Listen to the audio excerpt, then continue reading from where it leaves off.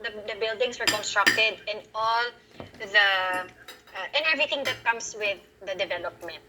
Okay, so it doesn't necessarily follow na kapag hindi high-rise ang construction mo, it doesn't necessarily follow na tawag dito, pagka, let's say, 15 floors ka, MRB ka lang. Kasi may ibang category natin doon is HRB. So again, it depends on how it's constructed and everything that comes with the development. Now, having said that, per project type, we have different tranches. For HRB, we have 63 tranches. For MRB 1 and 2, we have 49 tranches. MRB 3 would have 37 tranches. And for house and lot, it would have 25 tranches. Now, let's start first with HRB. Sharing on your screens the types of projects under the HRB category. I'm going to give you a few seconds should you want to take a screenshot of this so that you have your copy.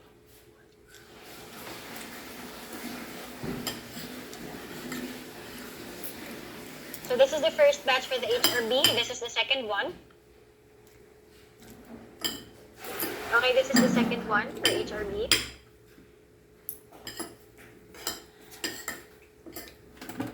Okay. Now, please note that the sample computation or the sample breakdown of the monthly schedule of payment is shortened, naka-shortcut siya, simply because the official memo was sent out last year. Yung official memo na yun yung may complete na computation. This is just a summary.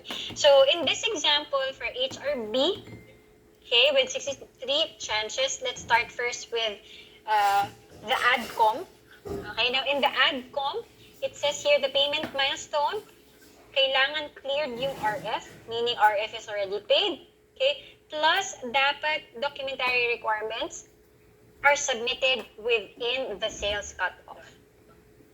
Okay, if these two are checked, are met, ADCOM would be given. Okay, and then for the first tranche, as mentioned, to get the additional 2% net of ADCOM, an additional 0.61% payment milestone must be made, plus please take note of the necessary documentary requirements. So that would be complete PDCs or ADA, or at least 2.5% payment for local accounts, or ADCOM must be deducted, complete PDC. Okay? And then following months 2 up to 13, ito daw yung payment milestones na dapat, additional 0.81%, additional 2.93%. Wala namang documentary requirements. But as we take a look at lines 14 and 24 and 25, ayan, since it says here, aside from the payment milestone, these documentary requirements must be submitted, so dapat i-submit siya. Because otherwise, hindi ma-release yung additional 1% ng commission. Okay, so I hope this is clear. Basta in a nutshell, okay, kailangan payment milestone plus documentary requirement, if applicable. Okay, now moving on to our MRB1 project type with 49 tranches. Again, we share the first part of the projects. Giving you a few seconds.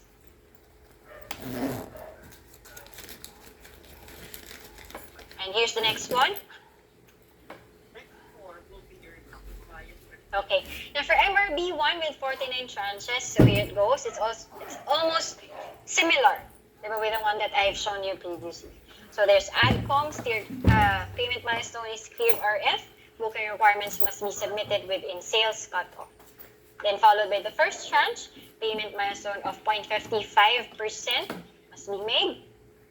Then complete PDC, and then on line 15 and 40, these are also our additional documentary requirements. Okay, and again, I would just like to highlight and remind everyone that should you want to see yung mga actual payment milestone and documentary requirements, and kung ba siya makikita, again, this would be found under the Commissions tab in your Sellers Portal.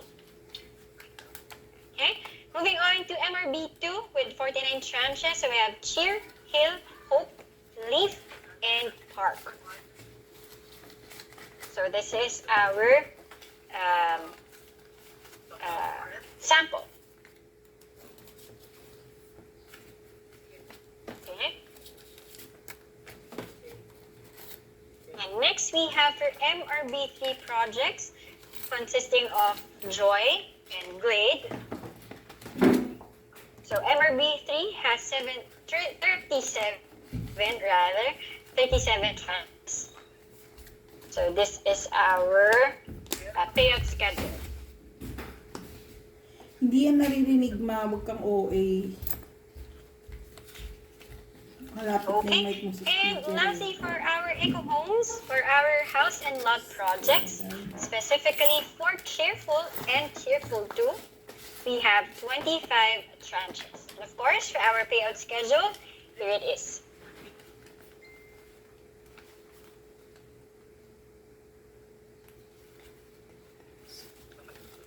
Okay.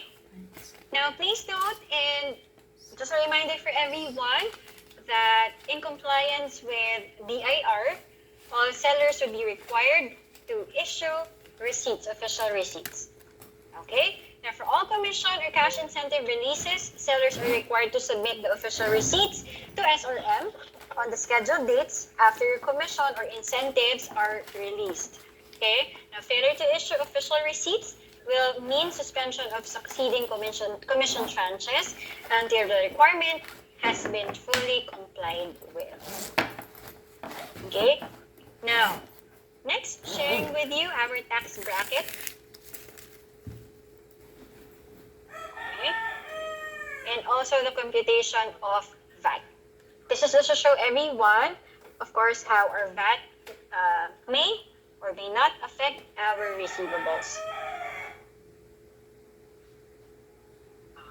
Okay, and of course, speaking of receipts, since we mentioned that it's a requirement that we submit official receipts after receiving our commissions, this is a sample of our OR. Okay, now the ones on the left, yung mga details, breakdown, computation, or reference for this one can be our commission slip, which is being given to us. And on the right would be the details. Diba? Depende dun sa project. Okay?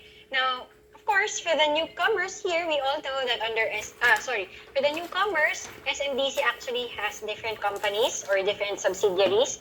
Diba, per project, minsan nag-iiba-iba yung company natin. So don't you worry when it comes to the filling out of details here, because here, sharing this with you.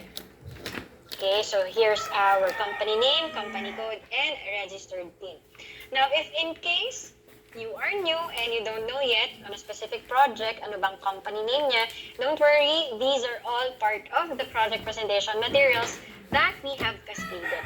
Naka-indicate doon kung kanino siya payable or kaninong company siya under SMDC. Okay? Aside from this, ito rin yung ating address. Give you a few seconds if you want to take a screenshot of this one.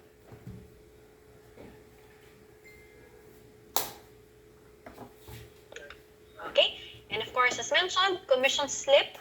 This would be very useful for us, most importantly, if we are to fill out our OR. Okay, and of course, just like to share to everyone, if the receiving of commission is via wire transfer, so this is the wire transfer form. Okay, so highlighting on important details for filling out, so that will include beneficiary's bank name, beneficiary's account number, okay, beneficiary's bank SWIFT code, this is required, okay, beneficiary bank's IBAN number, this is applicable only if banks are in the European region, Kuwait, Saudi Arabia, and UAE. We have beneficiary bank's routing number applicable for wire transfer to the US. Okay, and beneficiary name. Okay, now for the processing of wire transfer, it comes in bulk and by batches. Okay, so naka-batching siya. So sharing with you sample for July qualified accounts. Okay, so let's say batch 1, okay, with first names of A to E, ang processing niya is first week, remittance is second week, payout is third week. And and so on and so forth. Okay, so sharing this with you just to set expectations of how it's being processed if it is via wire transfer. Okay, and that is actually it for our commission